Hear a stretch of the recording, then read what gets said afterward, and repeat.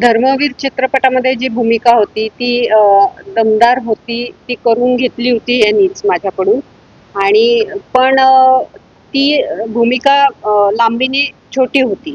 आता ही जी आहे ती मध्यवर्ती भूमिका आहे. त्यामुळे करताना जबाबदारीची जाणीव जास्त होती. म्हणजे आपलं काम उत्तम झालं पाहिजे ही एक जबाबदारी अभिनेत्री म्हणून. पण त्याचबरोबर मुख्य अभिनेत्री म्हणून मी सुरुवातीपासून शेवटपर्यंत प्रेक्षकांना दिसणार आहे. आणि माझ्यावर कोणीतरी माझ्या कामावर, माझ्या अभिनयावर विश्वास ठेवून निर्मात्यांनी करोडो रुपये लावलेले आहेत. तर त्या करोडो रुपयांना न्याय देणारं माझं काम व्हावं, ही एक जबाबदारी. म्हणजे काम चांगलं व्हावं आणि हे एक पैशांची एक जबाबदारी की नकळत असते. तर ती जबाबदारी मला विशेष करून जाणवली. जे आधीच्या भूमिकांमध्ये जे जे छोट्या छोट्या भूमिका असतात तेव्हा या जबाबदाऱ्या तशा जाणवत नाहीत किंवा त्याचं दडपण थोडंसं जाणवत नाही. पण हे करताना हे डोक्यात ठेवून सतत त्या दृष्टीने काम करत होते.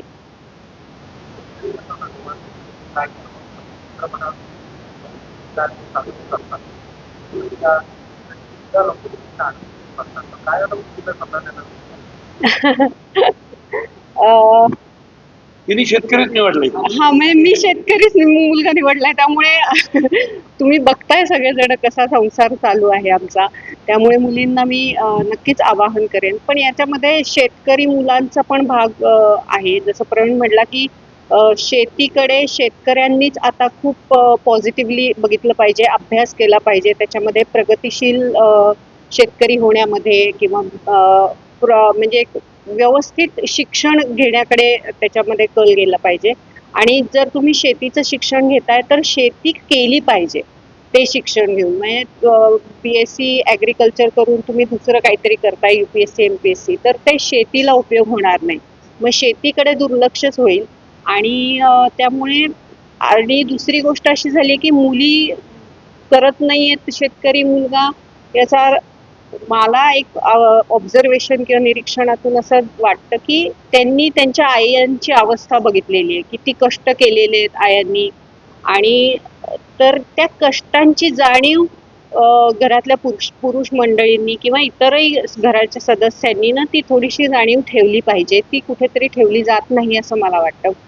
तर मुलींनी जर आईची अवस्था बघितलेली असेल बिकट, तर मुलींना स्वतःला किंवा घरच्यांना तरी का वाटेल की आपल्या मुलींनी पण सेम परिस्थितीत पडावं.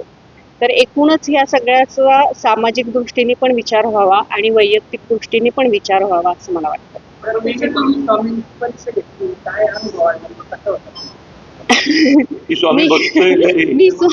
तिथं स्वामींच्या अंगावर ओरडत होती. मला हाच प्रसंग असा नाही, पण हे काम करताना हेच मला मुख्य जाणवलं की माझी स्वामींवरती खूप श्रद्धा आहे आणि चित्रपटभर मी त्यांना नावं ठेवतेय. तर मला खूप त्रास होत होता वैयक्तिकरित्या आतमध्ये की ज्यांना मी गुरु मानते, ज्यांच्यावर अत्यंत श्रद्धा आहे, त्यांना मी बोललेली आहे. तर मी रोज आपलं शूटिंग संपल्यानंतर जशी सरांच्याच पाया पडायचे स्वामी समजून की स्वामी मला क्षमा करा, आहे माझं काम आहे म्हणून मी तुम्हाला बोलतेय, बाकी काही नाही.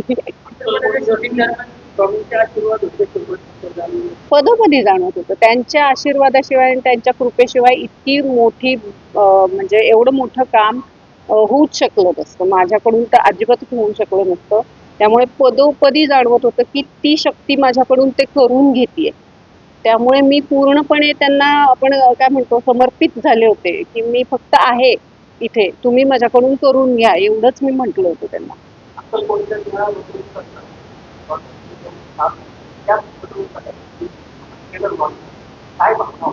अरे बापरे, त्यावेळी माझे डोळे सतत भरून येत होते. त्यांच्या कृपेची जाणीव होऊन मला माझे डोळे भरून येत होते की मी कधी अक्कलकोटला गेले नव्हते.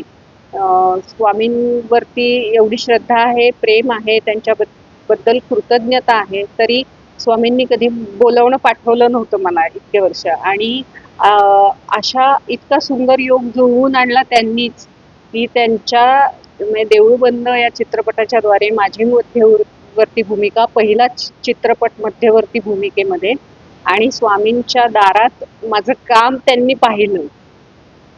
तर या कृपेची जाणीव होऊनच मला खूप भरून येत होतं. सरकार बदलत जात आहेत, बरोबर. आज फडणवीस साहेबांचं आहे, आधी शिंदे साहेबांचं होतं, त्याच्या आधी उद्धव साहेबांचं होतं, त्याच्या आधी पवार साहेबांचं होतं, नाही का. आपल्याकडं सरकार खूप बदलली, आडी अडचणी वेगवेगळ्या टप्प्यांवरती वेगवेगळ्या पद्धतीने येतात. शेतकऱ्यांच्या प्रश्नांवरती आता तोडगा शेतकऱ्यांनीच काढला पाहिजे, कारण सरकार बदलत जात आहेत, पण त्याच्यावर तोडगा निघतोय का, तर तोडगा आता शेतकऱ्यांनीच काढला पाहिजे. कर्जमाफी हा तोडगा आहे का, हमीभाव हा तोडगा आहे का, बोगस बी बियाणं संपवणं हा तोडगा आहे का, खोटी खतं आणि त्याच्या फवारणी हा तोडगा आहे का. बोगस बी बियाणं शेतकरी कृषी सेवा केंद्रांमधूनच कधीतरी विकली गेली, दुबार पेरणी तिबार पेरणी झाली, मग त्याला शेतकरी जबाबदार आहे का. शेतकऱ्याचा अभ्यास कमी पडतोय. आता शेतकऱ्यांनी कुणाला जाब विचारायचा आम्ही सांगितलंय, शेतकऱ्यांनी अभ्यास केलाच पाहिजे आम्ही सांगितलंय. पंजा शेती करतोय म्हणून खापर पंजा, म्हणून पंजा, म्हणून आजा, म्हणून बाप, आता पोरग पण चालणार नाही. माझ्या खापर पंजाच्या वेळी शेती वेगळी होती, आता शेती वेगळी आहे. माझ्या खापर पंजाच्या वेळी जमिनीचा कस वेगळा होता, आता वेगळा आहे. जमिनीचा कस बदललाय, औषधाची पद्धत बदलली पाहिजे. मग ती कुठली, कशी, काय, याचा अभ्यास आहे. तो अभ्यास आता अभ्यास केल्याशिवाय परीक्षेला बसायचंच नाही.